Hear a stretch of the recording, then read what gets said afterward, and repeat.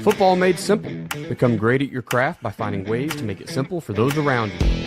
This is the Coaching 101 podcast hosted by Find a Way Productions with your co-hosts Daniel Chamberlain and Kenny Simpson.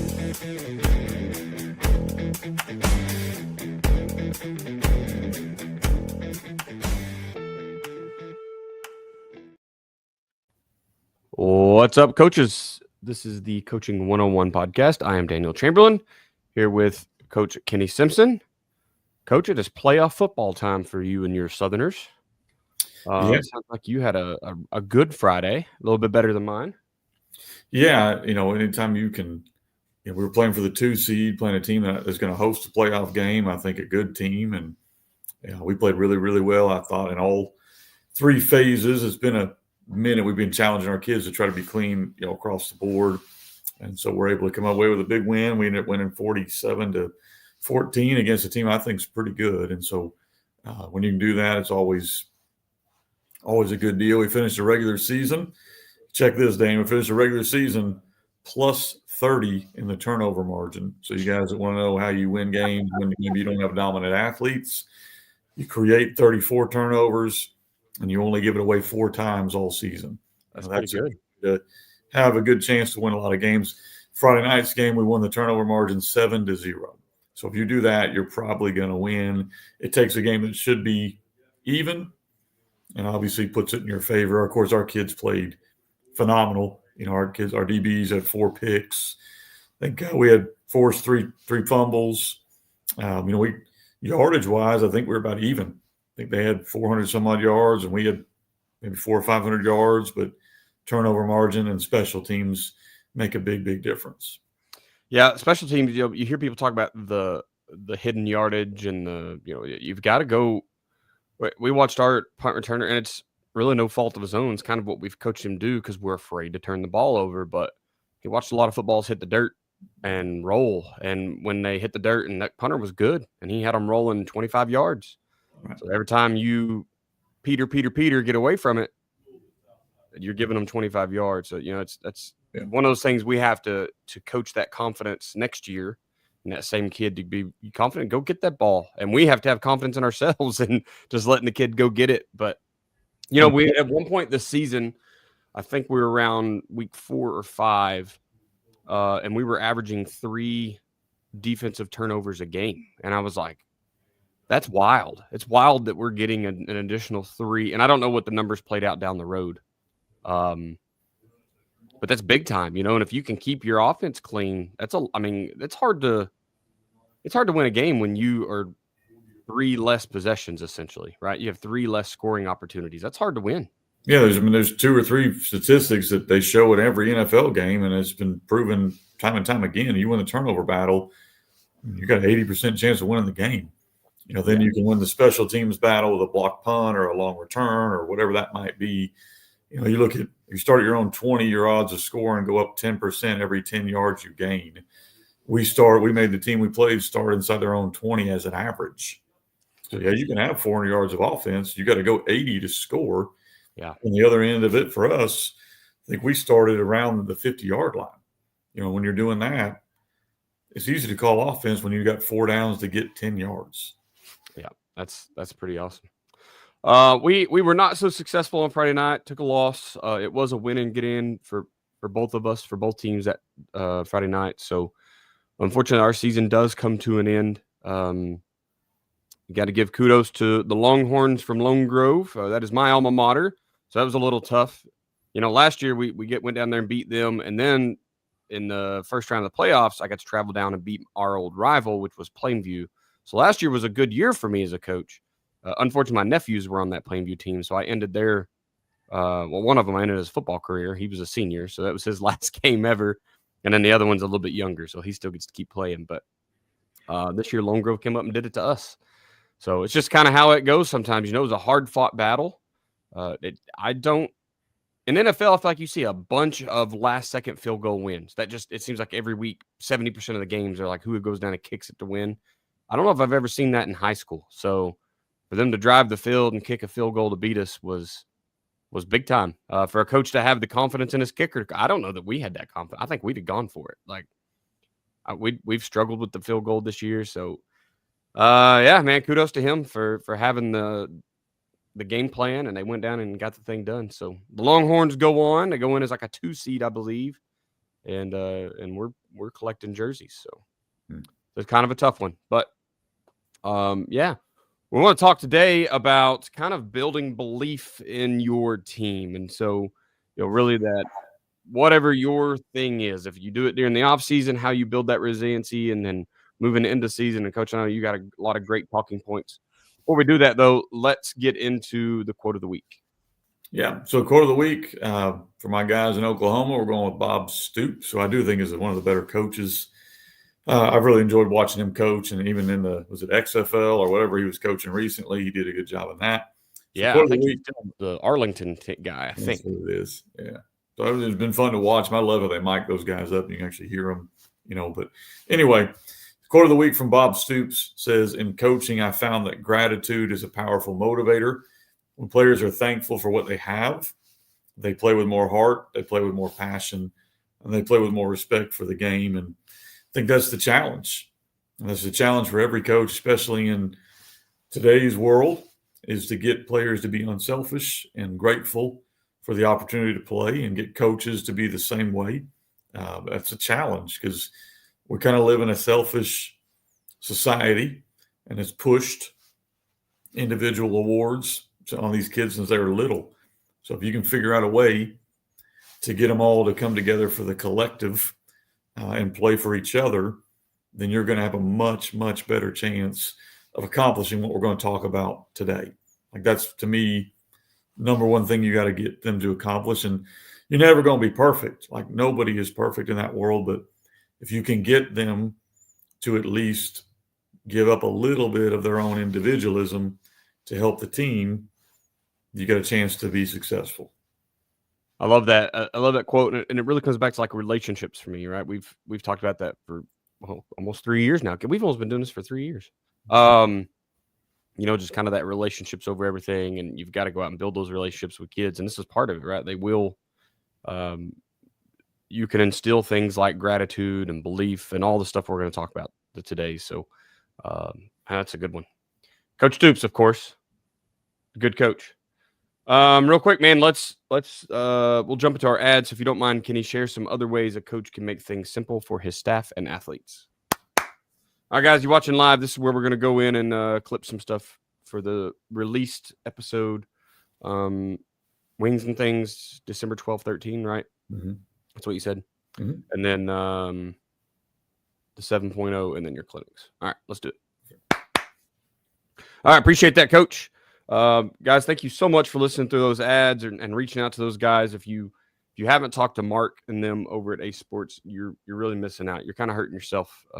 It's just the limitation is you just calling, set up a meeting with him and your administration. You can even just talk to him by yourself for a little while if you need to kind of get an understanding. Just understand it is a cheat code for fundraising. We're going to go out and get you a great board, a great video board, replaces an old scoreboard, updates a new stadium, and then just the influx of the monies once you learn how to run that ad revenue is what's really going to set your program apart. The 7.0 book is out, Gun T 7.0. And that's all the new stuff you did this year, right, Kenny? Yeah, we added a couple things in that book. I had guys asking me about like how we used our pods in practice. So we went a little more in depth in the book about how we've modified those and what we've done with those. And then I, of course, have new formations that we use this year. And we have a very good quarterback this year. So we were able to do a little bit more in the passing game. So that's added in. Every year we usually have a new wrinkle on an RPO or two. And so we added that in. And then we've had a couple different run game things we've modified, how we've done a few things. So all the updates are in there. And then I think what guys really will enjoy is we went a lot more in depth in our pods. So if you're a guy in here, hey, we like how you practice it. We'd like to get a little more on how you work your practice to fit your offense. There's a big section in there that'll help them. Yeah. The books are always really neat. I love to just kind of go back still through. I think I've got 1 through 5 or 6. I think I picked up 6 last year at the clinic, but it's neat to see that you can continue adding on. So if I am a complete package, I have the whole program. This is just kind of that next wrinkle to help. You don't have to run it exactly how Kenny does, but it does help kind of spark that creative juices, right? What else can we do within this system and keep running buck and belly and throwing some RPOs? So great stuff, man. Talk to me about these clinics. I know you've got a bunch of them this year. The first one's coming up early January, AFCA day, AFCA, the right before those days. Yeah, Charlotte. We're going to do one in Charlotte right before AFCA's in January. We have one for you guys that want to get warm. San Diego coming up after that one. Excited about that one. I really love San Diego area. So if you're a guy who lives out there in the Southwest, or you're a guy that just wants to take a cheap flight to San Diego and get out of the cold, we're doing a clinic there in January. We have one in Sacramento as well. So West Coast guys, those are kind of your options. Sacramento, San Diego, Batesville. The national clinic is already starting to fill up. I think I've got 5 different states already that have registered, and it's early. So that one's going to be a full one. It always is. That one I think is in early February. Then we have one in the Midwest. I wait till it gets a little warmer. So we go up there to Milwaukee, and we go up there to we're going to Minneapolis this year, kind of that area. Going to be in April on those. Of course, we're going to Boston again, which is one of my favorite cities to visit. I think I'm probably missing one too, but several clinics available. Oh, we're going down to Houston. So Houston area. If you're interested in going to that one, that's going to be in February also. So several opportunities. I try to pick sites that either you could drive to or they're cheap airports. Houston's easy to fly into. Yeah. San Diego's easy to fly into. Milwaukee's easy to fly into. Boston. So easy places to go. It's going to be a lot of fun. We do cap these. Last year, I kind of made an exception to a few rules and let guys in late. But I really don't like going over 100 guys at these clinics because they're not meant to be your normal clinic. They're meant to be everybody can talk, everybody can be together, a learning experience. Of course, we're doing player demo at all of them, which is probably the best part. And then I am working to secure. I try to have 2 options. So guys that have heard me now for 4 or 5 years, there'll be other options potentially available at each site. That's awesome. I don't know militarily if I will have the availability. I think we're going to be pretty busy over the next 8 months or so. So I'm still going to try to get to Boston. Hopefully it falls within a little window where I have some free time. That's my favorite city. So, getting to go up and do the gun tea clinic or whatever would be pretty. It's a great way to get there, if nothing else. Sweet. Let's see. We talked about gun tea. We talked about wings and things. Yeah. Wings and things. December 12th and 13th. Tell me about that, Coach. So we moved it up. Rick Stewart and I put this on. We've been doing it now for 5 or 6 years. Did it during COVID, so I guess it'd be 6 years now. Basically, it's an online clinic. So guys that we can't go to a clinic in person. You get the recordings of it. Everyone's done through kind of Zoom. We did it during COVID first, and a lot of guys really liked it. So we've just kept doing it that way. So it'll be all versions of wing offenses. So I'm kind of responsible for getting the gun tee, hybrid wing tee, modern wing tee guys. Rick usually sticks with traditional wing tee, double wing, single wing, and anything that involves a wing. We try to get those guys to come do a couple sessions. Usually the guys will do 2 or 3 sessions. Best part about the clinic, you can sit at home. You get to watch it at home, and most guys buy the recordings. That way you can watch it whenever you want to watch it. Yeah. And so it's a really, really good clinic. We'll probably start marketing for that or putting out once we're gathering speakers now. So we'll probably put the information out in the next week or 2. But it'll be one of those deals where every time I go on and listen to those guys, and we don't even run single wing, but those guys are really, really good at what they do and kind of give you ideas. So that'll be December 12th and 13th, details to come. Perfect. All right, man, let's jump into it then here. The 10-0 to 0-10 to 10-0. That book, I know we've been selling it for a little while, but I still think it's a great way to get in, and it's still pretty new. That'll come out probably December. My wife and I are kind of in the middle of a move right now, so putting one book out, she's probably already going to be mad at me because she has to mail these things, and it's a process. So I'm probably going to wait till, I would imagine, Christmas time to put that book out. It is done. I think it's going to be a really good book. It was basically based off of in 2014 we went 0-10, and then 2024 we went 10-0. And what did we do in between there to get to that point? And so the book kind of goes through 10 different lessons of things that we did that worked, that helped us get from 0-10 to 10-0. Love it. All righty, Coach. Well, let's jump into part one here. So we're talking today about kind of building that belief. There's times you get into a game where something bad happens, and I think successful teams go, that's fine. The other side gets to go play football now. To where, if you don't have that culture, that winning mindset, that belief in your team, you kind of get the hanging heads and man, that's the end. That's the last piece. That's the straw that broke the camel's back, if you will. So we're going to talk today about building that mindset. So part one here, can you just talk to me? What is the biggest challenge to getting a team to just believe in themselves, even if things are kind of starting to stack up against them? Yeah, I mean, there's a lot of different tips I think you can try to kind of work through. I do think kind of what you mentioned, a lot of guys will go through where come out the game, you're excited, everything's going how you hope it goes, and then when something goes sideways and the next thing goes sideways and the next thing goes sideways, you see it. You see it. I see it in teams that we play all the time, and I saw it in my own teams when we've played where, it went sideways and your kids get to the point where they feel like they can't come back and they start to shut down. And so that's, I'm assuming, kind of what we're trying to work with is how do we keep our kids to not get into that. I think the biggest challenges are, when you haven't won, like when you have a culture that's, you were 0-10 or you were 1-9 or you were 2-8 or you've never beat this team. And so when things go bad, that creeps into their mindset.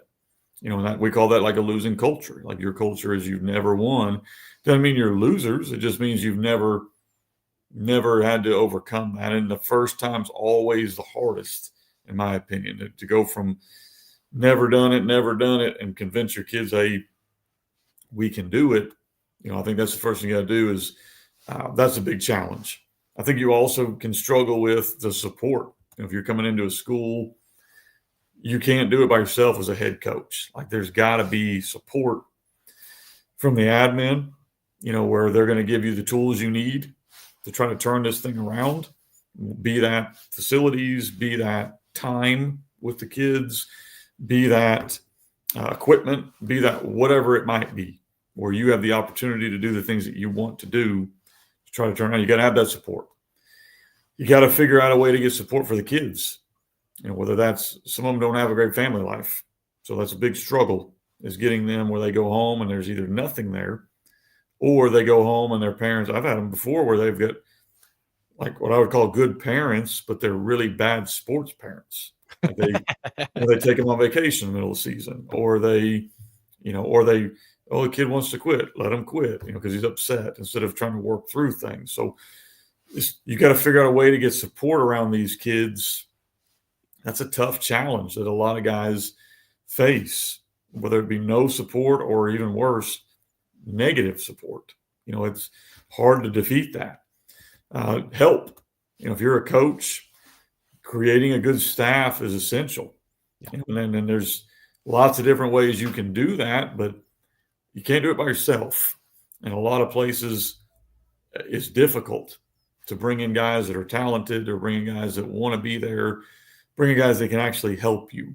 But you got to figure out a way to handle that obstacle, to get where you're not the only guy doing everything, because you can't. You physically can't do that. Talent is another challenge. You go into a place and they may not have a lot of talent, and it's very easy to make that excuse. That becomes a very easy fallback. We're playing these teams. They've got these guys. We don't have these guys. So built-in excuse for you and for the kids. That you got to overcome that obstacle. So there's all these different obstacles you got to overcome. I think the other one you got to figure out is, how do you overcome when you lose? Like, how do you get your kids to buy in when, okay, they did buy in, we went through off season, and now we're 0-3.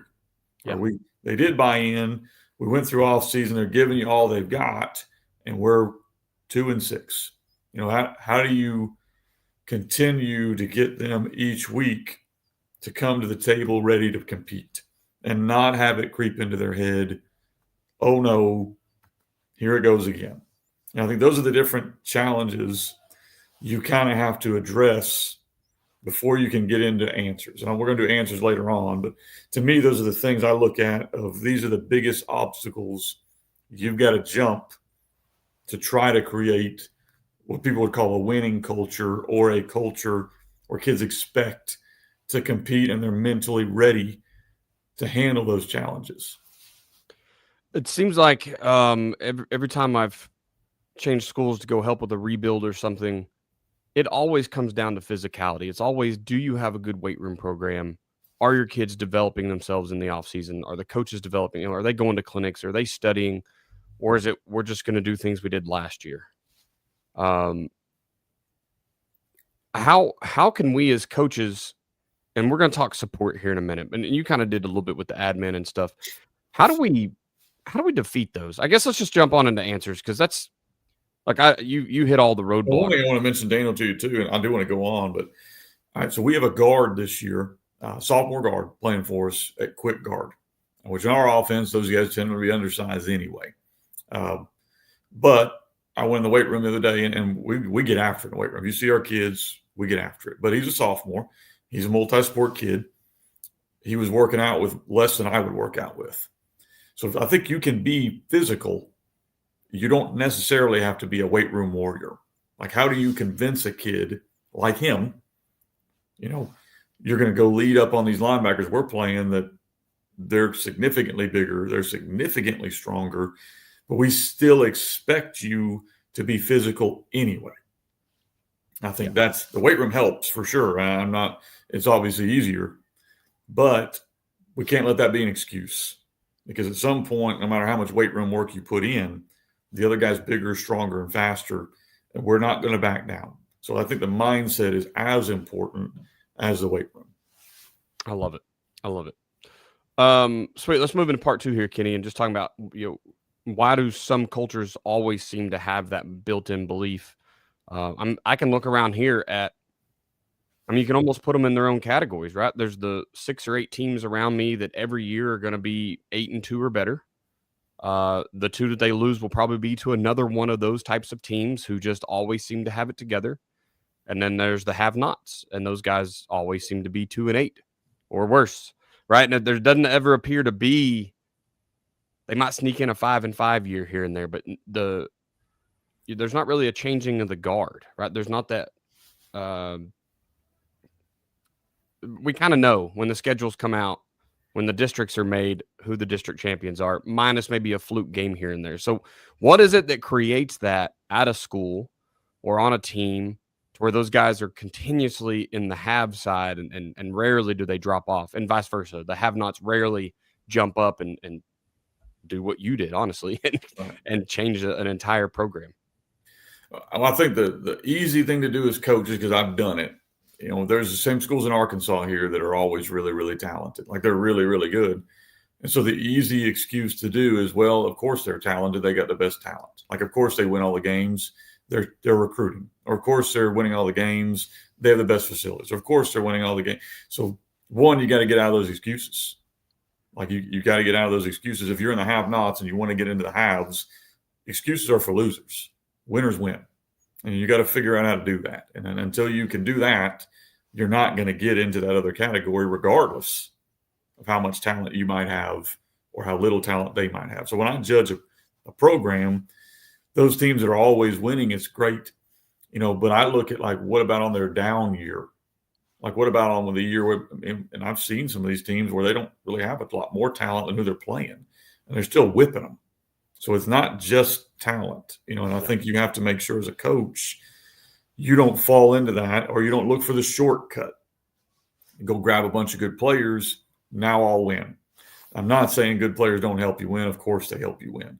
But that's not a longevity deal. Like, you're not going to win time and time and time and time again if you're having to go out and rebuild. Look at Florida State in the NCAA. Went to the semifinals and then 0-8. So it's not a pattern for winning. A pattern for winning is consistently putting it out there. So you got to, get rid of the idea of what we don't have. Like, quit whining about what you don't have. And I think I put that in the page here, Daniel, as longevity of success. Like those are the teams you look at, and here's where we want to get. How do we get there? Success doesn't always look the same. Like the teams we're talking about in Oklahoma and Arkansas, they don't always win the state championship, but they're always in contention. They're always going to have a chance to be there at the end. They're always going to have a chance to win the conference. So you're looking at, what are we going to do on years we're talented? Do we maximize that talent? If we're not talented, do we still maximize that talent?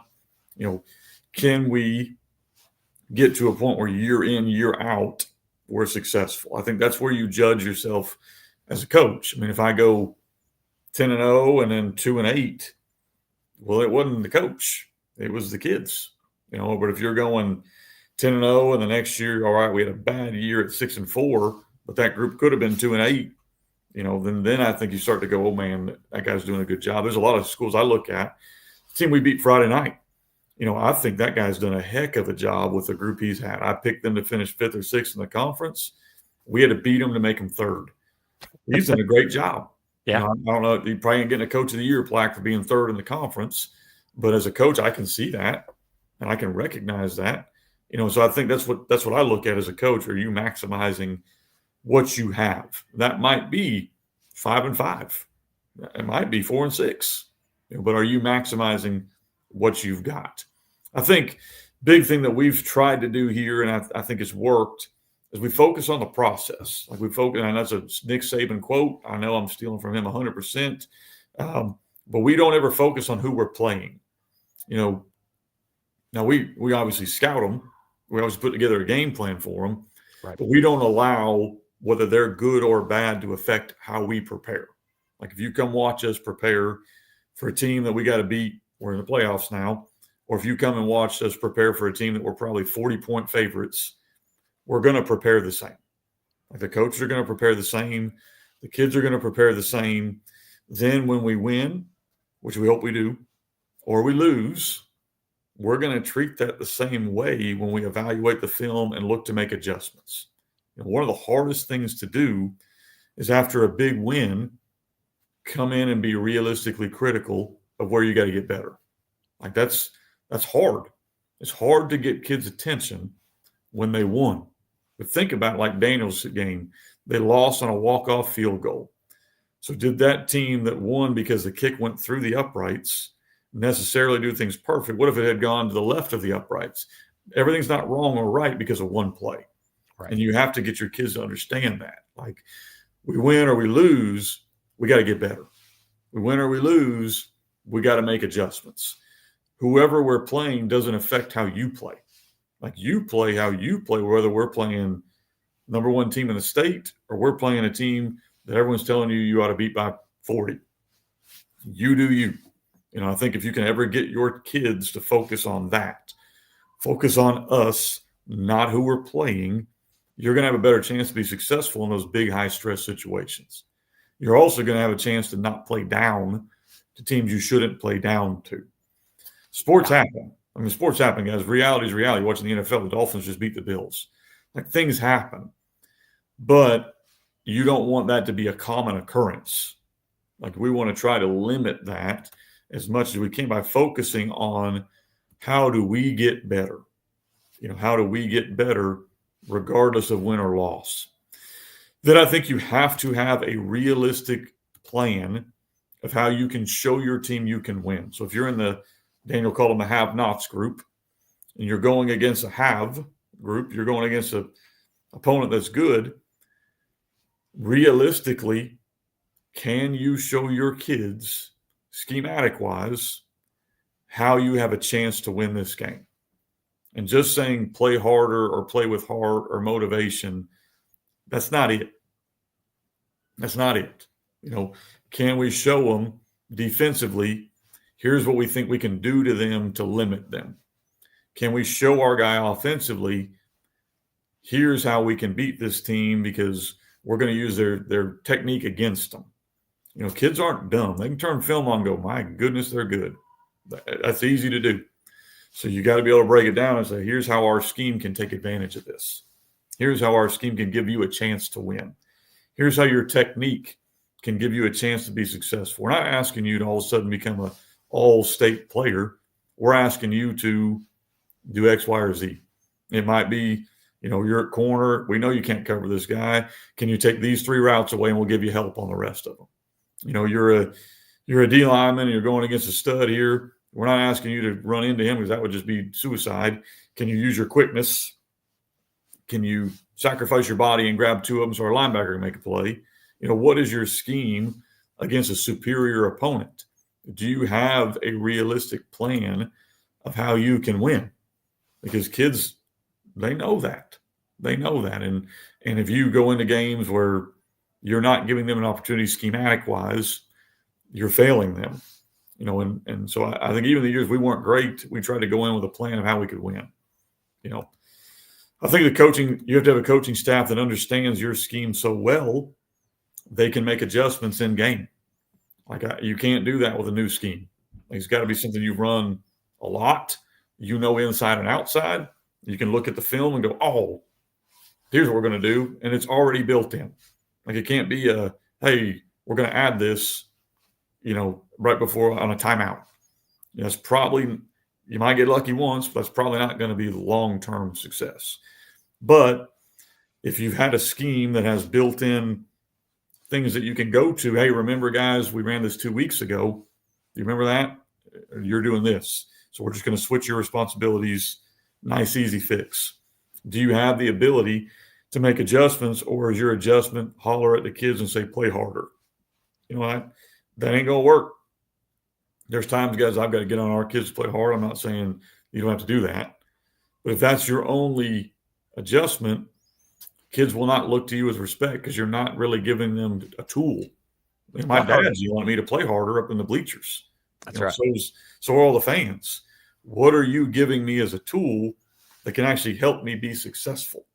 I think scheme does matter. I know we talk about culture over scheme, and I agree with that. However, scheme does matter more than people want it to matter. You got to be good at what you're doing.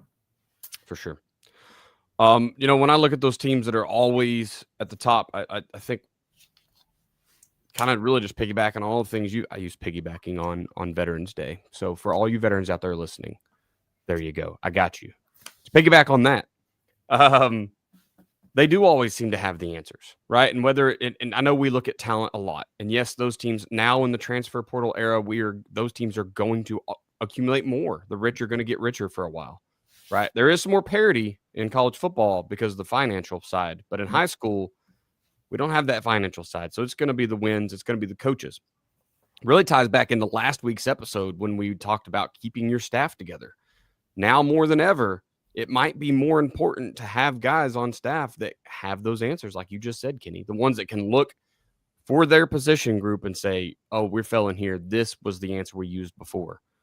And if you're constantly rotating coaches, you're constantly rotating admin or teachers or whatever in your program that's getting revolving door, you might need to put a stop to that to help build that continuity and that longevity, right?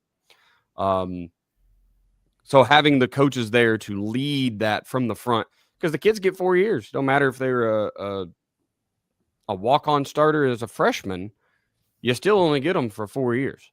So, coaches is one thing you can control and keep around and keep that scheme, keep that ideology. About screwed that word up. In your locker room, right? So the guys know they can go out and trust these coaches, go out and trust this plan. I have a question here. It is completely off topic, kind of. When we talk about keeping those coaches and the scheme that works and making our kids believe, how much change are you allowing? You're a head coach that has your own offensive system. So how much change are you allowing those coaches to make to answer questions? Is there anything there that they're limited to? Or is it, hey, let's just go out and be successful, whatever it takes? I think a lot of it, for me, is how much trust you have in your staff. I think I'm at the point now where my defense coordinator's been with me for, probably 7 years. And so if he wants to put in a blitz this week to practice and play around with, or a coverage adjustment, I'm not going to blink. 5 years ago when he was new, we're going to have a long conversation before we putting something in, and we're going to, what is our philosophy? Are we following our philosophy on that? Same thing on offense. Like, I'm at a point now where if I want to call timeout and put some trick play in on that sideline, I can do that, but we've worked a long time to get to that point where we hopefully don't have to. I do want to mention one other thing kind of going on with what you said, Daniel, was sometimes as a head coach too, you got to get rid of the weeds. Like you have to weed the flower bed a little bit, and that's really hard for guys that are relational. Like I feel like I'm a pretty relational guy with our kids, so it's really hard for me to get rid of a kid or get rid of a coach. Like I don't enjoy that. That's not why I got into this business. I don't really like that. But I had a coach a long time ago, right around the time we were finally starting to get good. So we were 0-10, and then we were down to 4-6. And before we made that jump to where we basically made the playoffs every year, we'd gone from really bad to just kind of bad. And we're trying to get to good. He said, it was actually one of my coaches. Said, Coach, we were talking about 3 or 4 kids that I probably needed to get rid of because they had done enough where it was time, and he said, Coach, I know you're having a hard time doing this, but I want you to think of it from my perspective. I've got a son I'm about to send you in your program, and I don't want my son around those kids. Do you want our good kids not to want to be around kids on your team? And it was like, man, that's tough. So as a head coach, that's the weight you have to carry. You don't need guys in your program that are going to discourage good kids from coming to your program regardless of how talented they are, and that's tough. That's really tough because, one, you don't ever want to put a kid off because you don't know their situation. And 2, it's really hard to put one off that's really good. Yeah. Right? Those are things you got to think about. Yep. That's a good point. And as you get more successful, I feel like you got it's a little more okay, right? You probably got another kid coming around versus if you're starting over, man, it's hard to do that. But you hope you're getting these kids young enough where they become part of your culture, where you don't have as many of those issues. Yeah. I want to touch one more time on the part where you said a realistic plan, a scheme that's realistically you can pull off.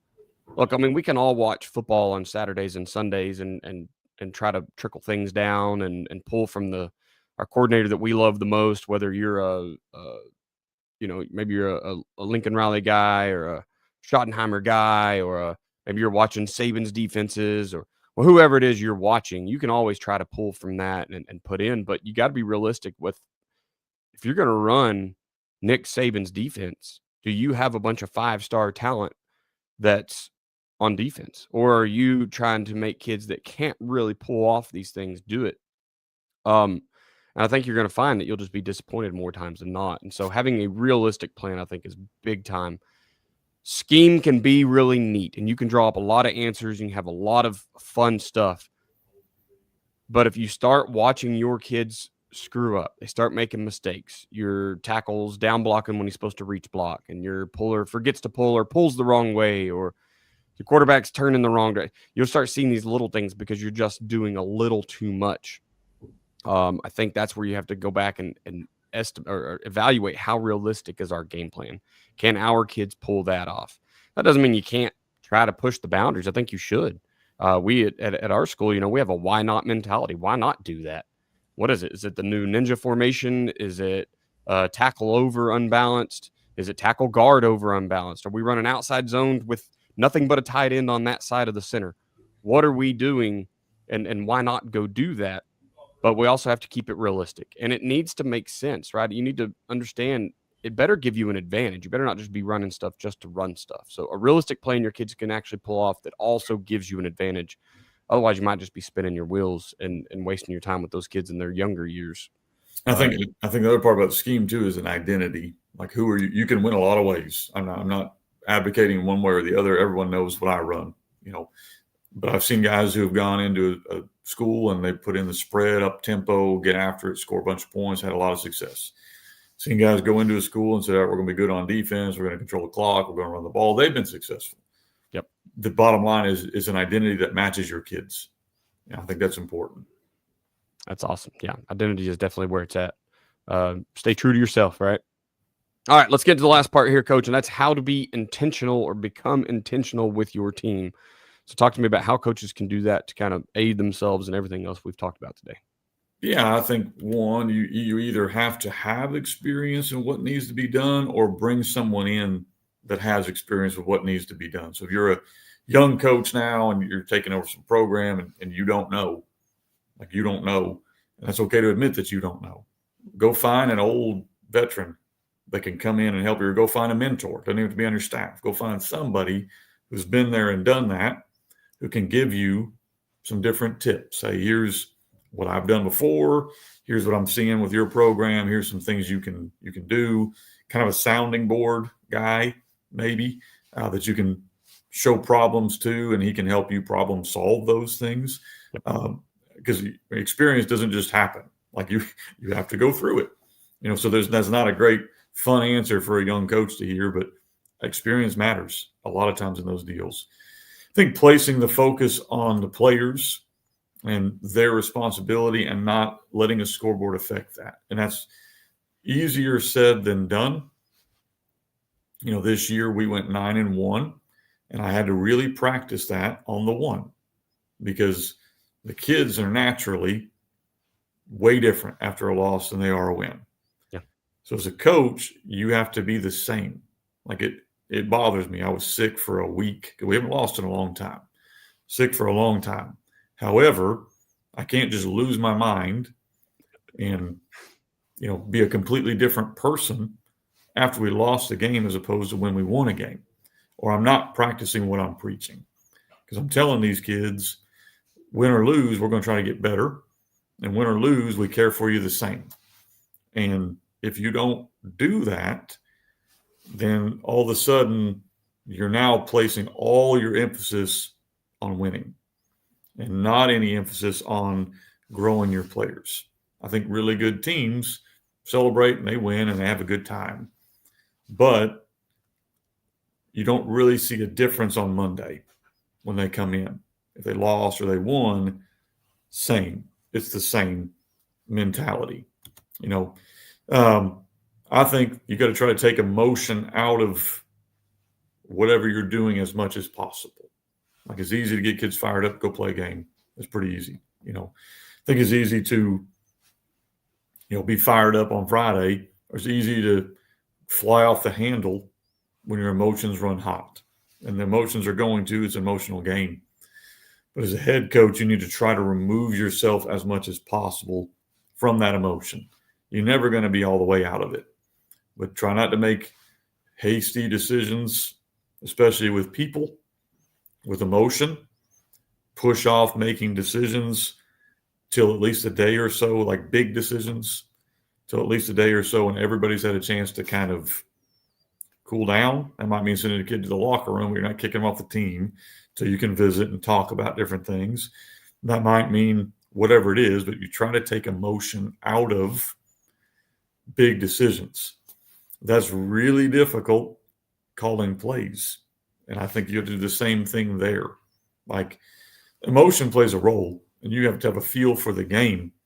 But most of the time when I've struggled as a play caller, offense or defense, or as a head coach, decisions being made, I've made decisions based off of emotion. I know we can get this. We're going to run this. We're going to block better on this time. How about use some logic here and go, they got 6 dudes on the right. We don't need to run that play. We need to run a different play. Or they're overloading the inside. We don't need to run that play. We need to run a different play. Or defensively, I know we can make a stop on 4th down.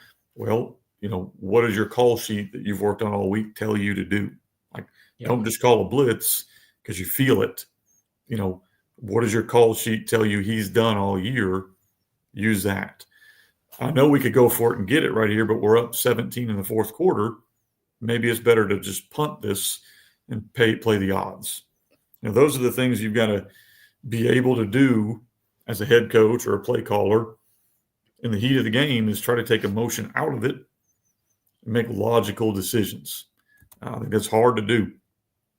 I think Final thing I'll say here is I think you need to be the best you can be at whatever scheme you have chosen.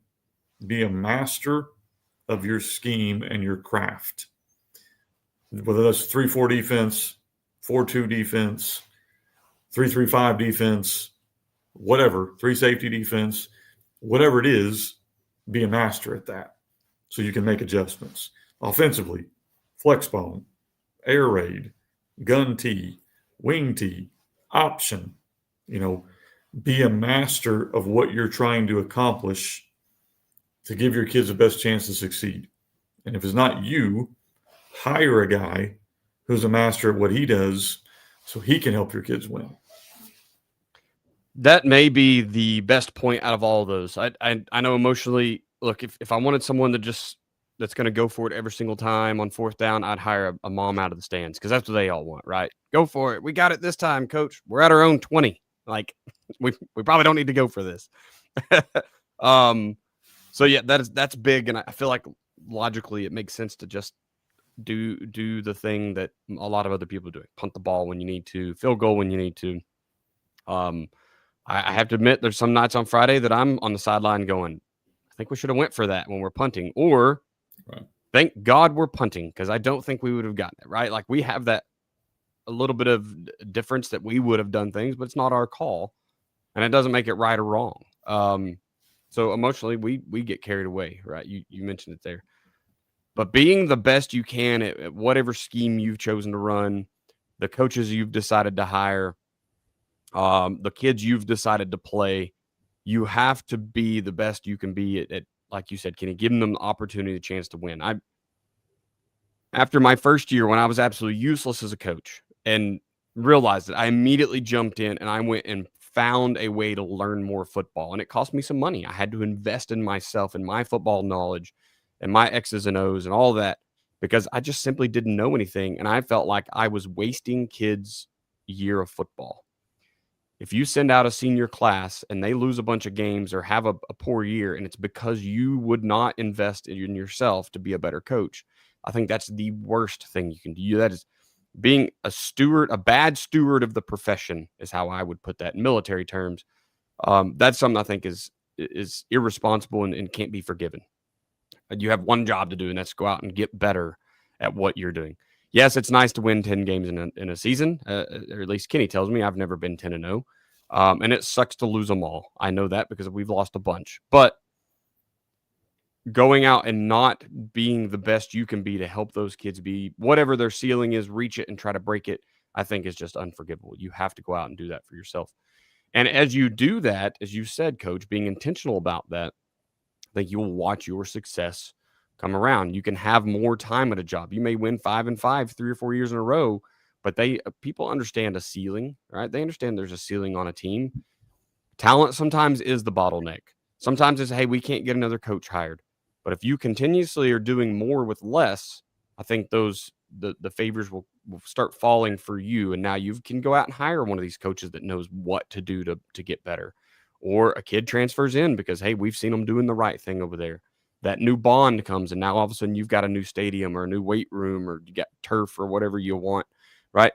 Those things happen when they watch people do more with less consistently, because they're going out and being a good steward of their profession. So being intentional with your team, I think, is a great place to start that turnaround, just being the best you can be.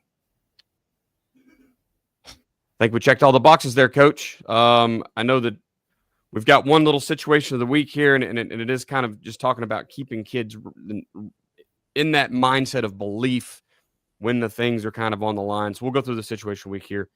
Fourth quarter, 8 minutes left. The opposing team just scored to go up 15. It's been back and forth all night.